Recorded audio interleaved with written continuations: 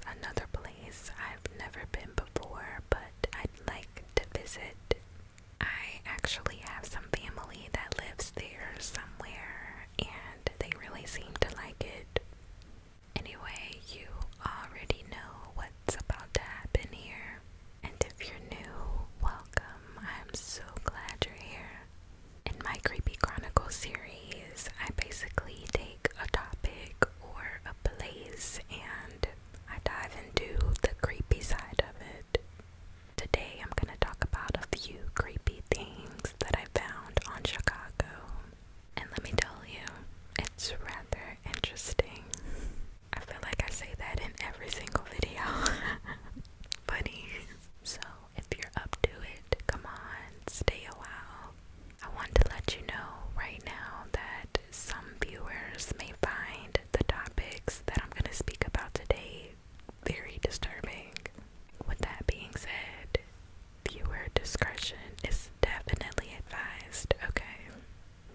As always, if you're familiar with Chicago or have more details about these topics or other stories, please fill me in the comment section.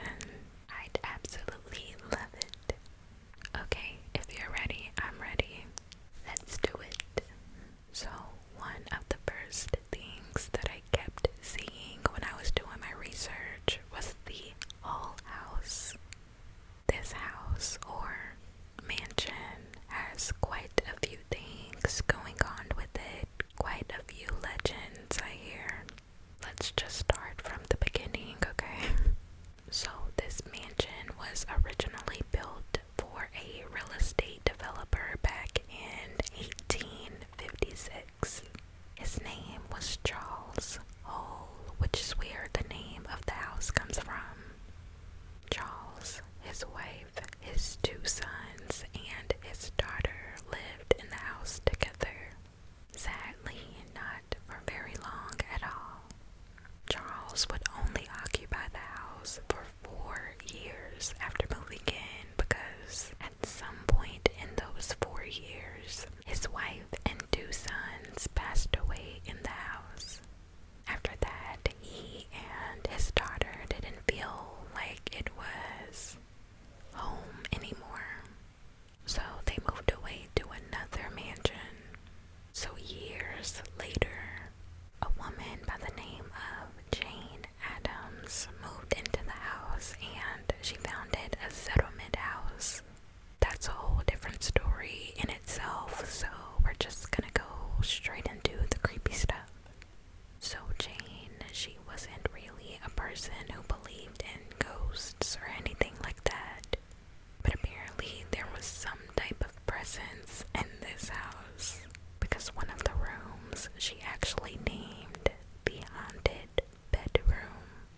I think this particular bedroom was actually Jane's bedroom for a little while, but she ended up moving out of it because she claimed that she woke up in the middle of the night one night to a woman hovering over her bed. She said that she would also hear conversations going on in this room, so she made this room a guest room. But people who would stay in that room would bring up the lady standing over the bed. Creepy. I'm wondering if this lady might have been Charles Hall's wife.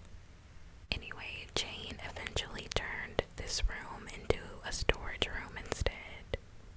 There's a courtyard somewhere near the house, right? This courtyard is believed to be a portal where spirits can enter and exit the world. There used to be a fountain in the courtyard, and when people took pictures of it, sometimes the fountain would actually show in the pictures. Other times it would supposedly be non-existent. Weird. Apparently this fountain was eventually removed without any explanation as to why. In one of the most popular legends surrounding the Hall House, the Devil Baby story. Now with this one, I've read many different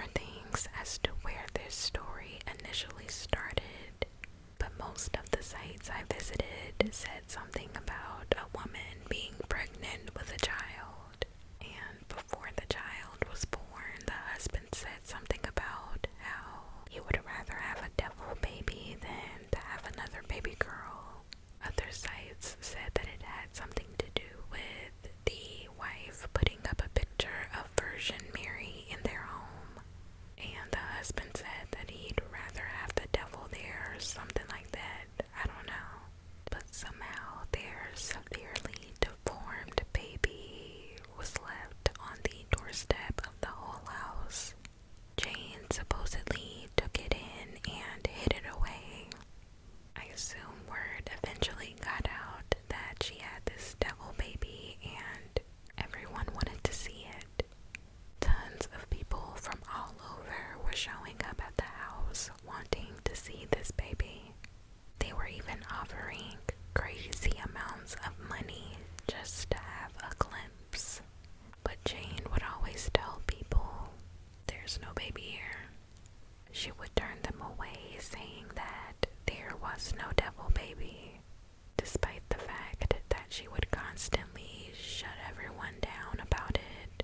People still continued to show up expecting to see it, but no one ever did because there obviously wasn't a baby there. Apparently Jane felt as if all of the rumors came about because there were a lot of immigrants in the community at that time and they were superstitious, and they believed that if a baby was that severely deformed, it absolutely had to be the spawn of the devil. I still don't know where the whole baby thing came from at all, and why they chose to say that it was at the Hall House with Jane. I have no clue, but the fact that people were actually traveling to this house in real life to see a devil baby, that blows my mind. I honestly don't think I would have believed it at all in the first place. Now, the Chicago Water Tower. There's some creepy stuff going on with this tower, and one of the most famous stories stems from way back in 1871 when the Great Chicago Fire happened. It's not known exactly how the fire started, but it's said to have started in a small barn near a street called Decoven Street. I hope that's how you pronounce it.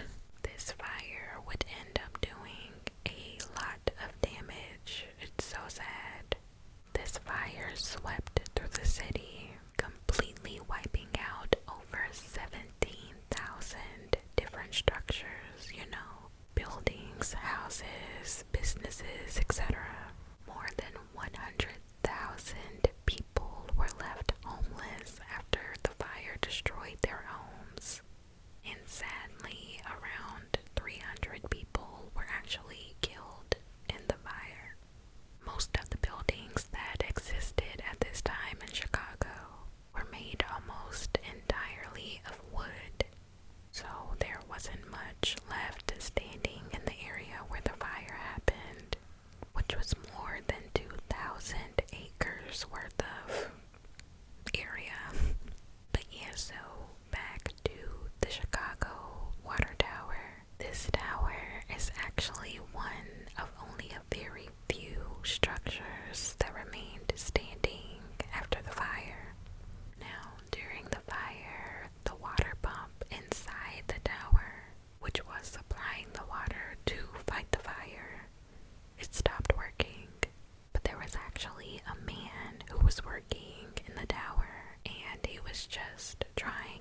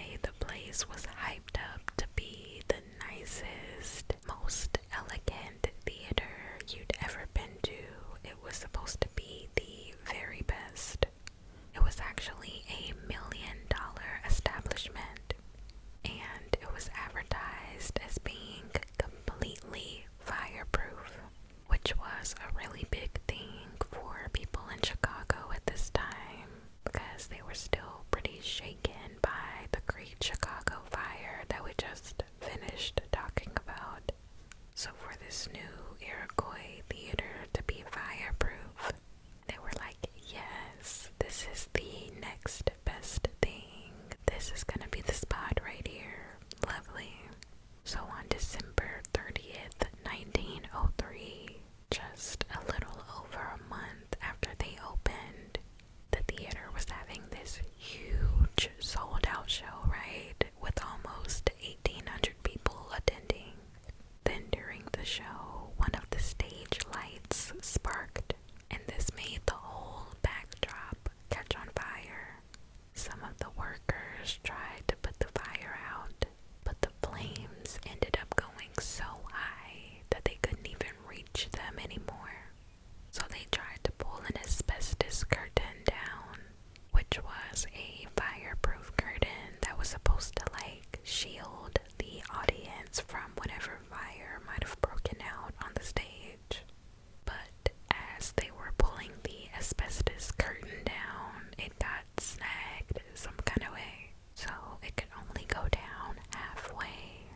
It was useless at that point. The fire continued to spread and spread.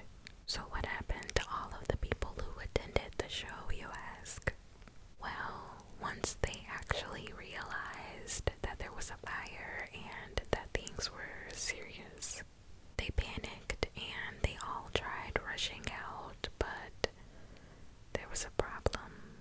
Some problems. First of all, this was a new building and a lot of people probably weren't very familiar with it yet. They didn't know where to find doors to exit. On top of just not being familiar with the place, the actual exit doors had no label telling anyone that they were exit doors, so they were hard to find. And when people finally did find an exit door, they would have a particular type of a lock on it, a lock that was only really used in European theaters. And people in Chicago weren't familiar with anything like that, so they weren't able to open them. They had to try to find another exit door. When they found one that didn't have this lock on it, those doors would open inward instead of outward, which meant that they would have to pull the door inward towards themselves in order to actually open it and get out. Now, the problem with that was there were already tons of people behind them pushing, trying to get out as well. And with all of these people pushing in that one direction, the door couldn't even be pulled inward, you get what I'm saying? Because everyone was pushing towards the door, basically keeping themselves locked in, not realizing that it has to swing towards them to open.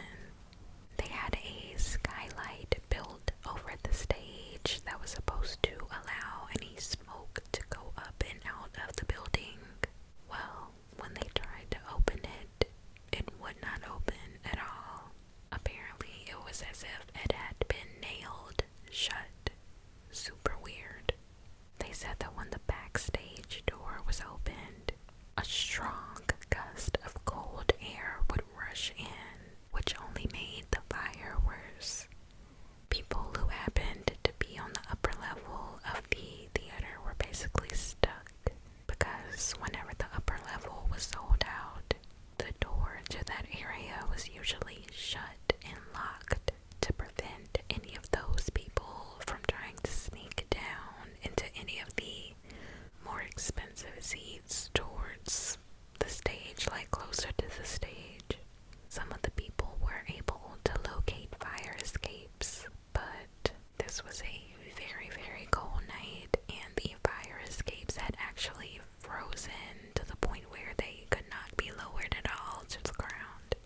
Apparently, there was some sort of apartment building right next to the theater, right across the alleyway, and the people who lived in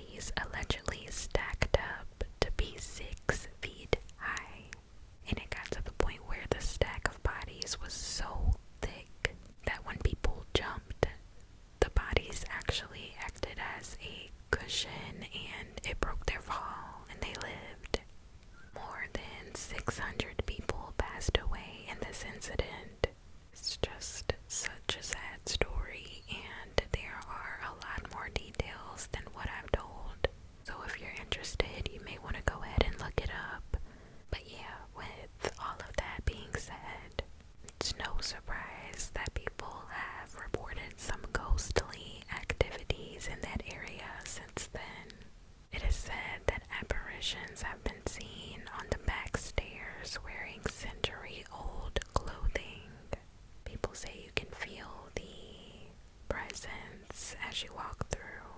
And of course, people believe that it's actually the spirits of the victims from that night.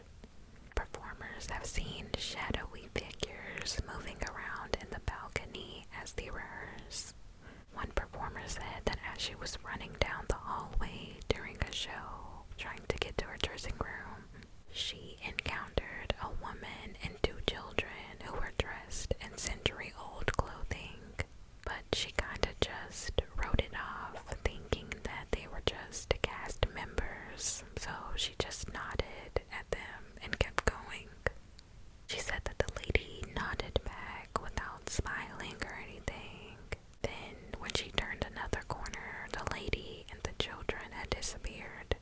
And one of the other workers told her that since December 30th was coming up, it could have been some of the victims from the fire in 1903. And the building itself, as well as the alleyway behind it, apparently they're not the only ones that are haunted by the victims of this incident.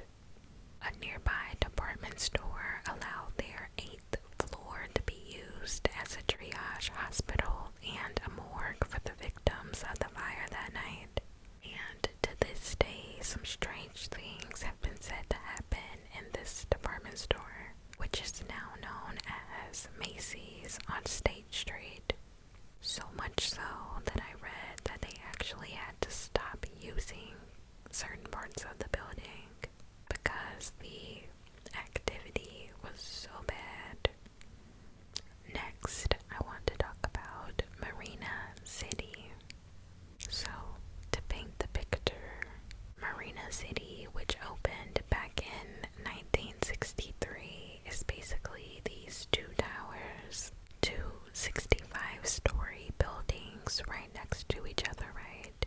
Apparently, a lot of people refer to them as the corn cobs because they actually do look like two corn cobs towering over the Chicago River.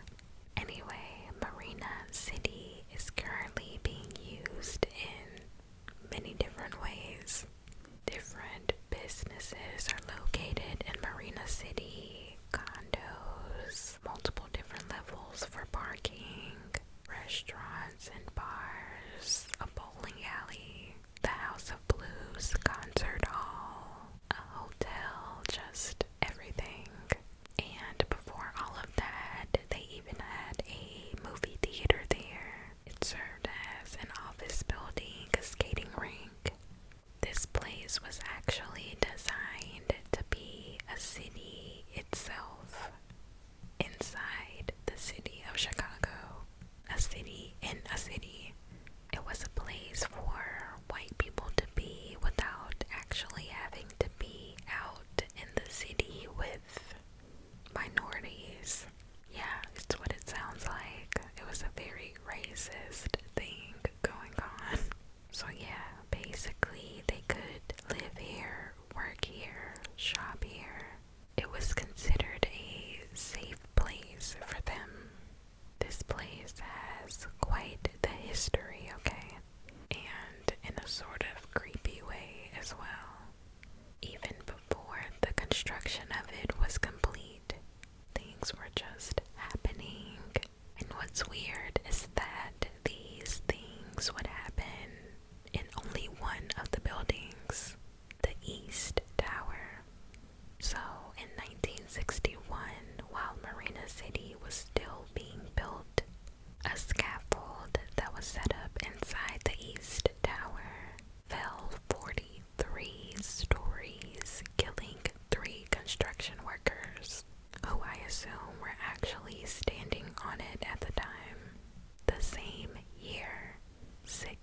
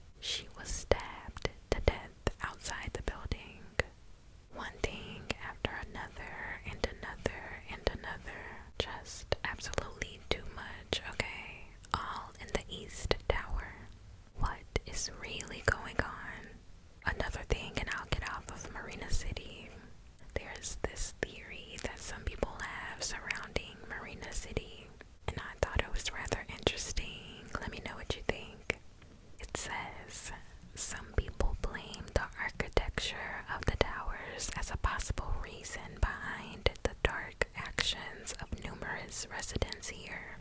Marina City apartments contain almost no interior right angle. The residential floors consist of a circular hallway wrapped around the elevator core with 16 wedge-shaped apartments arranged around the hallway. Each wedge is trimmed with a semicircular balcony outside a glass wall.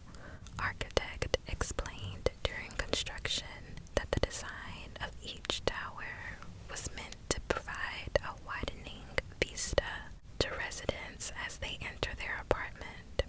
From the small entrance at the narrowest part of the wedge, the apartment would open up to the wide glass wall and even wider balcony, offering the city and the lake outside.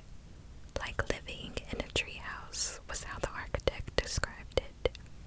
Could it be that this well-meant design has actually inspired some of the residents to take that widening vista one step further? Could the contrast between the tiny apartment and the wide open space outside have caused an impulse for escape in more than one tenant? It really is something to think about. Okay, so the last story for today is going to be the story of Giulia Piccola Betta, or the Italian Bride. She was a housewife who sadly passed away at the age of 29 while giving birth to her stillborn son. She was buried in Mount Carmel Cemetery, which is also the resting place of Al Capone. Shortly after she passed away, her mom, Philomena, started having these dreams about her, right? In these dreams, Giulia was telling her mom that she was still alive, and Philomena would continue to have these dreams for years. So, 6 years passed by, and Philomena decided to have her daughter exhumed from her grave. No one knows exactly how or under what circumstances she was granted permission to have Giulia